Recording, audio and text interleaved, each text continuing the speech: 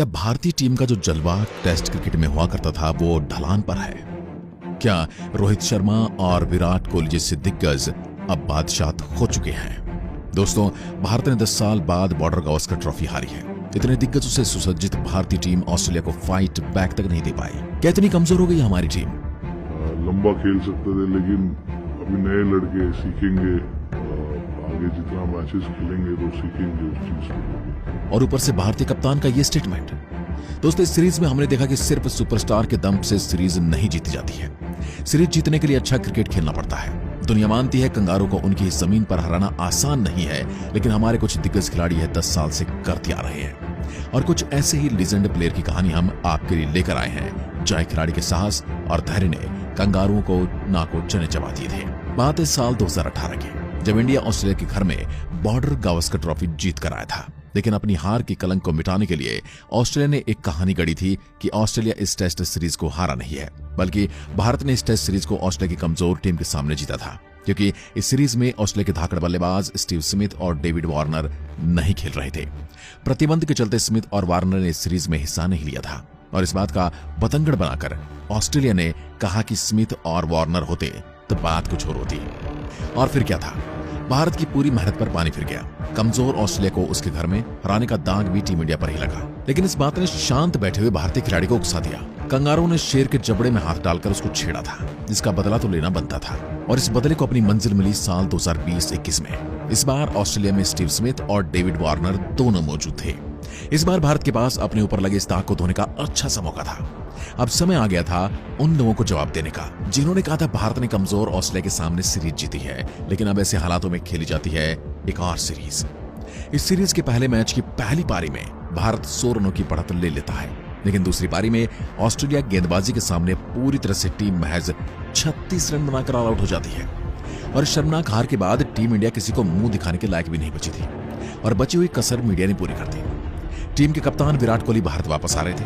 Covid के नियमों के कारण रोहित शर्मा दूसरे टेस्ट मैच के लिए मौजूद नहीं थे, और पहले मैच में चोटिल हुए मोहम्मद शमी भी बाहर हो चुके थे। अब हालत पहले से और भी ज्यादा बदतर हो चुके थे। अब भारतीय टीम कमजोर तो थी ही, साथ ही अनुभवहीन भी थी, और ऑस्ट्रेलिया इस पर भारी पड़ रही थी। दूसरे टेस्ट के कप्तान बनाए गए अजिंक्य रहाणे, और भारत की दीवार बने चेतेश्वर पुजारा। इस सीरीज का पहला मैच तो ऑस्ट्रेलिया जीत चुकी थी, और अब दूसरा मैच भारत ने अपने नाम कर लिया था। पर असली कहानी तीसरे टेस्ट मैच से शुरू होती है, क्योंकि इस मैच के परिणाम से विजेता की घोषणा होने वाली थी। पर शमी का चोटिल होना और उमेश यादव के बाहर होने से टीम इंडिया की गेंदबाजी और ज्यादा कमजोर हो गई थी। बल्लेबाजी के लिए तीसरे मैच में भारत को 407 रनों का लक्ष्य मिला था, और इसका पीछा करने के लिए सिर्फ 1.5 दिन का ही समय मिलता है। और इस 1.5 दिन में अगर आपने विकेट नहीं बचाई तो आप मैच हार जाएंगे, और अगर आपने लक्ष्य पा लिया तो 1.5 दिन तक विकेट बचाना बहुत मुश्किल था। लेकिन फिर भी अगर ये 1.5 दिन तक भारतीय टीम पिच पर टिकी भी रहती है तो सीरीज ड्रॉ हो जाती है। पर 1.5 दिन तक, लास्ट के 1.5 दिन तक पिच पर टिके रहना बहुत ज्यादा मुश्किल है। अब अगर टीम इंडिया ऑल आउट हो गई तो ऑस्ट्रेलिया को एक मौका और मिल जाएगा भारत का मजाक बनाने का। टीम इंडिया को अगर अपनी इज्जत बचाना है तो इस सीरीज को जीतना जरूरी था, पर ऑस्ट्रेलिया के तेज गेंदबाजों के सामने तो टिकना भी मुश्किल था। फिर एक नाम लिया जाता है जिसके भरोसे टीम इंडिया को एक उम्मीद मिली थी, और वो नाम था चेतेश्वर पुजारा। तीसरे टेस्ट की चौथी पारी में पुजारा ने 205 गेंदों का सामना किया था, लेकिन पुजारा ने ये गेंदें अपने कंधों पर, हाथों पर, चेस्ट पर और चेहरे पर झेली थी, जिसकी बदौलत ये मैच ड्रॉ हो जाता है। अब बारी आती है चौथे टेस्ट मैच की, पर यह मैच भी टीम इंडिया के लिए बुरी खबर लेकर आया था, क्योंकि जसप्रीत बुमराह इस मैच से बाहर हो गए थे, क्योंकि वो भी चोटिल हो गए थे। अश्विनी पिछले टेस्ट मैच के बाद बाहर हो चुके थे। एक तो कंगाली, ऊपर से आटा गिला। अब मोहम्मद सिराज टीम इंडिया के सबसे अनुभवी गेंदबाज बचे थे, जो कि बहुत ही कम एक्सपीरियंस के साथ खेल रहे थे। चौथा मैच सीरीज डिसाइडर होने वाला था। इस मैच की चौथी पारी में टीम इंडिया को 328 रन का लक्ष्य मिलता है कंगारू की धरती पर।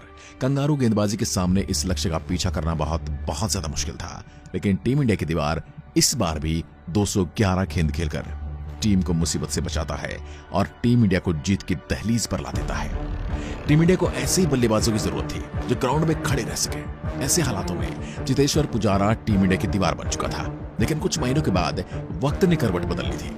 इंग्लैंड के खिलाफ होने वाली टेस्ट सीरीज में पुजारा ने 4 मैच की 8 पारियों में बस 1 अर्धशतक बनाया था। पुजारा के फेलियर के बाद उसकी बल्लेबाजी पर सवाल उठाने शुरू हो गए थे। लोगों ने इस खिलाड़ी की तकनीक पर सवाल खड़े किए। जनवरी 2022 में साउथ अफ्रीका के खिलाफ 3 टेस्ट मैच की सीरीज में पुजारा का एक और अर्धशतक आता है, लेकिन लगातार चल रहे फेलियर के चलते पुजारा को टीम से बाहर बिठा दिया जाता है। इसके बाद होता है आईपीएल। टीम इंडिया के बाकी सभी खिलाड़ी तो आईपीएल में खेलते हैं, लेकिन पुजारा घर पर बैठकर आईपीएल देखता है। बड़े बड़े खिलाड़ी पुजारा के रिप्लेसमेंट की तैयारी करने लगते हैं। टीम इंडिया को एक नई दीवार की तलाश थी और पुजारा खुद से लड़ रहा था। पुजारा के मन में युद्ध चल रहा था, खुद से जीतने का, खुद से बेहतर बनने का। जब टीम इंडिया में पुजारा के रिप्लेसमेंट की तैयारी चल रही थी, तब पुजारा ने इंग्लैंड में काउंटी क्रिकेट खेलना शुरू कर दिया था और शुरुआत के 4 मैच में ही पुजारा ने 4 शतक मार दी थी, जिनमें से 2 दोहरे शतक भी शामिल थे। इस शानदार प्रदर्शन के बाद पुजारा की टीम इंडिया में एक बार फिर से वापसी होती है। जुलाई 2022 में पुजारा को एक आखिरी मौका मिलता है। पुजारा ने अपने पुराने अंदाज में अपनी वापसी की और खुद को टीम इंडिया की दीवार साबित किया। इसके बाद पुजारा को फिर से बांग्लादेश के खिलाफ मौका मिलता है और पुजारा ने इस सीरीज के पहले ही मैच में दोनों पारियों में 90 और 103 रन बनाए। पुजारा का ये शतक तो 3 साल बाद आया था, लेकिन 3 साल तक पुजारा खामोश नहीं थे। पुजारा इन 3 सालों में 10 बार 90 रन का आंकड़ा पार करके अपने शतक से चुके थे। हर बार उनका प्रदर्शन लाजवाब था। अगर पुजारा की जगह कोई और होता तो शायद हार मानकर बैठ जाता, लेकिन पुजारा ने कभी हार नहीं मानी और अपनी मेहनत से वो बन गए भारत की दीवार।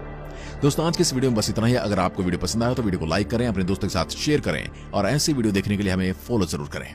और क्या आपको भी लगता है कि भारतीय टीम में पुजारा जैसे खिलाड़ी की अभी कमी महसूस होने लगी है? जय हिंद, जय भारत।